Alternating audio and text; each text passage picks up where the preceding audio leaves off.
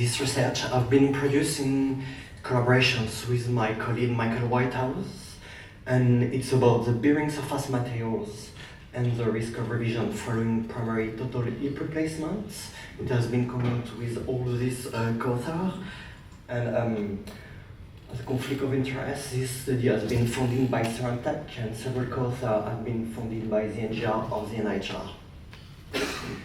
So as we all know, each year when we look at the National Joint Registry report, we see that the risk of revisions varies by the bearing materials used in the different primary hip replacements. However, the current reporting is using broad categorizations, and when we look at the report, for example on the metal on poly or ceramic on poly implants, it's unclear if it's about the cobalt chrome or the stainless steel implants, or if it's about the alumina or delta ceramic head, as well as if we are talking about the highly crosslink or non-highly crosslink liner or cap. So we replicated the analyses that have been conducted for years using more detailed categorizations of the hip head and cap and liner components. So we use the data from the NGR between 2009 and 2019 from the hospital in England and Wales in the public and private sector. And we excluded the resurfacing, the metal-on-metal total hip replacement, the dual mobility primary hip replacement, as well as some rare combinations. And for the rest of these presentations, I'm going to present stratified investigations according to the type of hip replacement, so the monoblock acetabular implant and the modular acetabular implant. So here so my colleague Jonathan French and Mike Whitehouse did a tremendous job looking at the brands reported in the National Joint Registry database. So they use the catalog numbers and review all the implant data publicly available to come with those categories. So for the monoblock total hip replacements, we classify the head as alumina, cobalt chrome, delta ceramic or stainless steel head. And for the cap, they were either highly crosslink or non-highly crosslink polyethylene cap. And for the modular implant, we had more or less the same head with the additions of the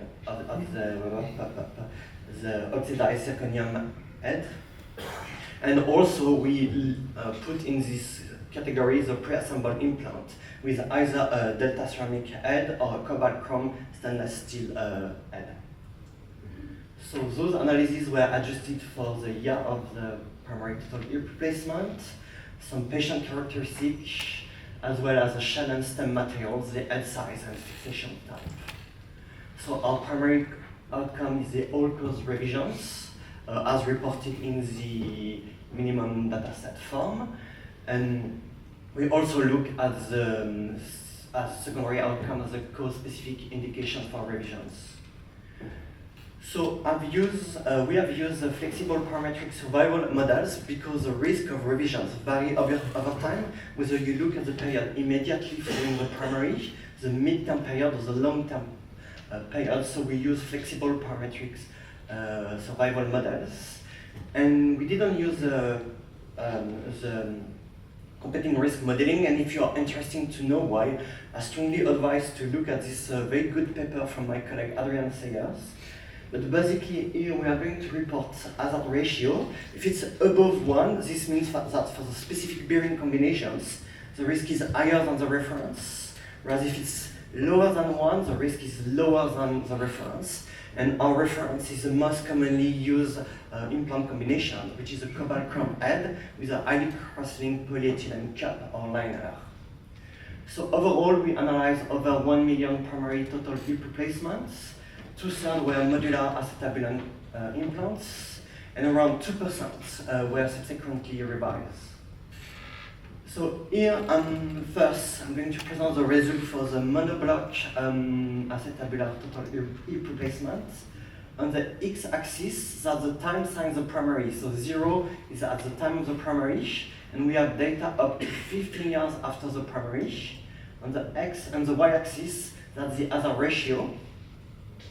So here in green, that's the combinations with lower risk than the reference.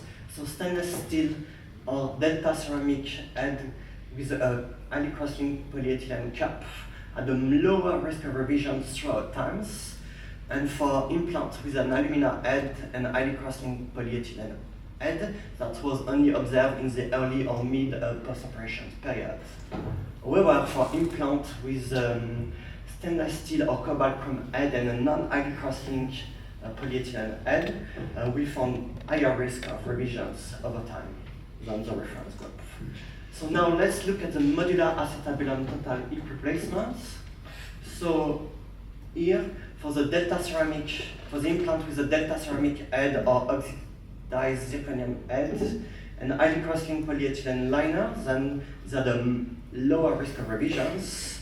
And we found also similar conclusions for the pre-assembled implant with the delta ceramic head. On the other hand, for implants with the first generation of ceramic, so the alumina head liners or alumina non-highly cross-linked polyethylene liners, or the implant with the cobalt chrome M head and stainless steel head and non-highly cross-linked polyethylene liner, then we found a higher risk of revisions. So to conclude, the all-cause risk of revisions and using the cobalt chrome head and highly cross-linked polyethylene caps or liner at a lower risk. So we found a lower risk of revisions for the monoblock procedure with the delta ceramic head and highly cross-linked cap.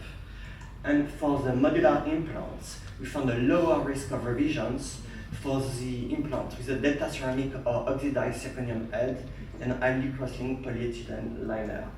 So I have no time to present the result for the indication-specific risk of revisions, but if you were interested, I strongly invite you to have a look at our publication in PLOS Medicine or to approach my colleague Mike Whitehouse or myself throughout this conference or to email us. Thank you very much.